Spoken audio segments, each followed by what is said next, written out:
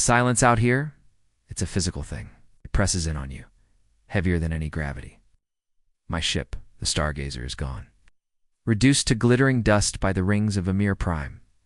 I remember the sound of the hull groaning. Then screaming, a high-pitched metallic shriek that I'll hear in my nightmares for the rest of my short life. One moment, we were navigating the beautiful, treacherous ice fields, marveling at the cosmic ballet. The next, a catastrophic miscalculation, a tremor, a jolt, and the universe tore us apart. I was lucky. Ejected in my EVA suit just moments before the primary reactor went critical.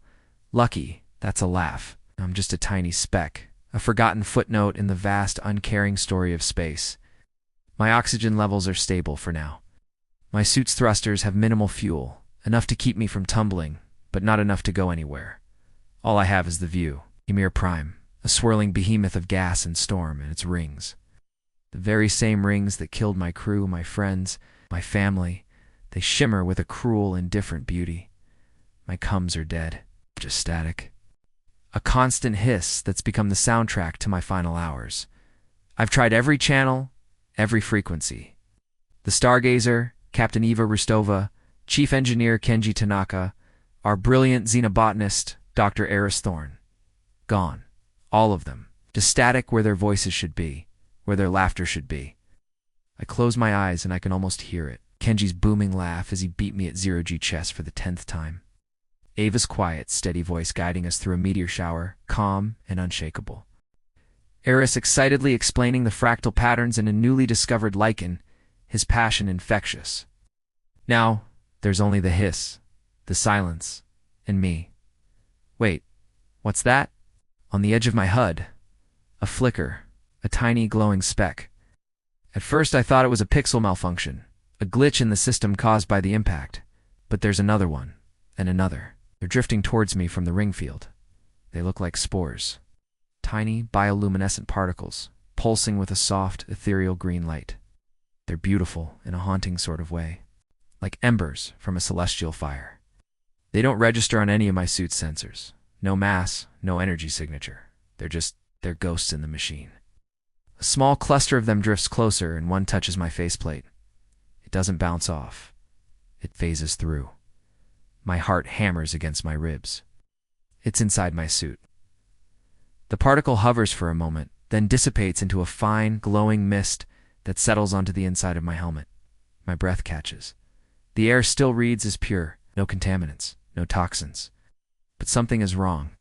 The static in my cums changes pitch, a low hum now woven into the hiss. The green mist is spreading. A fine, shimmering network of light is tracing its way across my HUD like frost on a window pane. It's beautiful, intricate, but terrifying. It's growing, branching out in complex fractal patterns. It's just like the lichens Aris used to study. My vision is starting to warp. The edges of the gas giant seem to bend and swim. Distant stars blur into long streaks of light. Am I suffocating? Is this hypoxia? I check my vitals again. All green. Oxygen saturation, 100%. CO2 scrubbers optimal. Heart rate is elevated, but who could blame me? This isn't a system failure. This is something else. Something alive. The spores are inside my suit systems, integrating with the electronics, painting my view of reality with their own light. I try to activate the internal cleansing cycle, but the command won't respond. The system is locked. The glowing network on my HUD intensifies, and the hum in my ears grows louder. Then I see him, Kenji. He's floating just outside my faceplate, smiling that big, warm smile of his. He's not in a suit, just his standard engineering jumpsuit. His arms crossed. He looks solid. Real. Kenji. My voice is a choked whisper. He doesn't answer, just looks at me, and I can almost hear him say, "Bad move, rookie. You left your queen wide open. It's a hallucination. It has to be." My brain, starved of stimulus, deprived of hope, is creating ghosts, the spores. It must be psychoactive. As Kenji fades, Eva appears. Captain Rostova. She's pointing towards a section of the ring. Her expression is serious and focused as it always was during a critical maneuver. "Hold your course, pilot. Watch for the shear." I hear her voice, clear as day, cutting through the static. It's not in my cums, it's in my head. These aren't just images, they're memories replayed for me by these things. Laughter echoes around me. A memory from mess hall heiress, telling a terrible joke and all of us groaning, then bursting into laughter. They're all here, the ghosts of the stargazer. They flicker and fade, moments of joy and camaraderie twisted into terrifying apparitions. They're not comforting.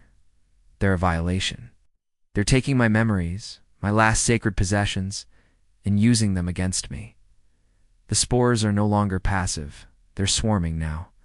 The isolated specks have become a dense cloud, a shimmering green nebula moving with a collective intelligence. And it's coming for me. This isn't a gentle infiltration anymore. It's an attack. My suit's threat indicator suddenly blares to life, lighting up with hundreds of contacts. It finally recognizes them as a threat. A bit late for that. The swarm converges on me, and instinct takes over. My suit is equipped with small compressed gas thrusters for maneuvering, but I can use them as weapons. Short, powerful bursts. I fire a jet at the approaching cloud. It disperses a section of the swarm, scattering the spores like glowing dust in the wind. But they immediately regroup. They're relentless. I spin, firing bursts in every direction. It's a desperate zero-gravity dance of death. I'm a firefly batting at a tide of spectral hornets. My movements are clumsy, frantic. I'm wasting fuel I don't have. Spores are getting closer. Their collective hum a deafening roar in my mind. They begin to coat my suit, the green glow dimming the stars encasing me. I feel a pressure, a weight, as they blanket my arms, my legs, my helmet. I'm being consumed. This is it. This is the end. Encased in a living, glowing coffin, my fight goes out of me. My thruster fuel is gone. My arms are heavy, pinned to my sides by the sheer mass of the spores. I can't move. Can't even see the stars anymore. There's only the green pulsing light and the ghosts of my crew, their faces now swirling and indistinct within the glow. I close my eyes, waiting for my life support to fail, for the final silence. But something changes. The constant maddening hum in my head, it shifts. It's no longer chaotic. It's harmonic. A chord. The pressure on my suit isn't crushing me, it's holding me, supporting me. The flickering images of my crew coalesce into one final, peaceful image. All of them together, smiling. Not a taunt, but a farewell. They fade, and for the first time since the crash, there is true silence in my mind. The spores are not attacking me. They were communicating, testing me, understanding me through my memories. Slowly, the green glow encasing my helmet recedes, not disappearing, but thinning, becoming a translucent shield. My view of space returns, but it's different, sharper. The light of the spores seems to amplify everything. The colors of Emir Prime are more vibrant, the swirl of its clouds more detailed. The swarm of spores around me is no longer a chaotic cloud. It has formed a shape.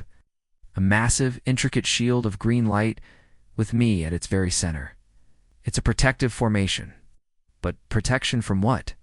And then I see it. My blood runs cold. Out of the darkness, eclipsing the distant stars, something is moving. It's vast. So incomprehensibly large that at first, my brain refuses to process it. It's not a ship. It's not an asteroid. It looks like some kind of creature, a cosmic leviathan, being made of shadow and starlight, with a maw large enough to swallow moons. It's been moving through the ring system, feeding on the ice and rock, and on ships like the Stargazer. That jolt we felt. It wasn't a miscalculation. We were hit, hunted. The entity is turning towards me, a lone tiny morsel left over from its last meal. I am completely helpless, a minnow before a whale. But I'm not alone. The spore shield around me pulses, a brilliant, defiant flash of green. The Leviathan pauses. The hum returns to my mind, but now it's a chorus, a battle cry. The spores, they live in these rings. This is their home, and this thing is their enemy. They didn't kill my crew. They found me in the wreckage, the sole survivor. They probed my mind, saw my loss, my fear, my will to survive. They weren't torturing me with my memories. They were learning from me, and now they've made me a part of their defense. The spores are a symbiotic organism, and I am their new host. The Leviathan lets out a low, subsonic rumble that I feel in my bones, a vibration that travels through the spore shield. It's a challenge. The shield around me brightens, the hum rising to a powerful, resonant frequency. I'm not just a pilot anymore. I'm a weapon, a beacon, a part of something ancient and new. My personal tragedy has become part of a cosmic war one never knew existed. My fight for survival is far from over. In fact, it has just begun. Thanks for watching. If you want to see more stories from the void, make sure to follow and subscribe.